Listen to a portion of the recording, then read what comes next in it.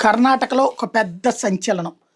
అవినీతి కుంభకోణం. ఏదైతే క్రిందసారి ఎలక్షన్స్‌కు ముందు ఆహ్, ఏది బీజేపీ వాళ్ళు డబ్బులు అడుగుతున్నారు మమ్మల్ని అని చెప్పి బిల్డర్లు మాట్లాడటం, దాన్ని బేస్ చేసుకొని ఎలక్షన్స్‌కెళ్లారు. ఇప్పుడు ఎలక్షన్స్ ఏమి లేవు. కానీ కర్ణాటకలో ఉన్నటువంటి కాంట్రాక్టర్ల సంఘం ఇప్పుడు తీవ్రమైనటువంటి ఆరోపణలు అప్పట్లో బీజేపీ ప్రభుత్వాన్ని కూడా అదే ఆరోపణ చేసింది 10% అని.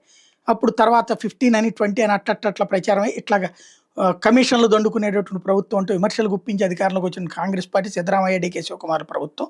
ఇప్పుడు వచ్చేటప్పటికి 32,000 బిల్లులు రావాల్సి ఉంటే లంచాలు ఇవ్వలేదని ఆ బిల్లులు చెల్లించట్లేదు.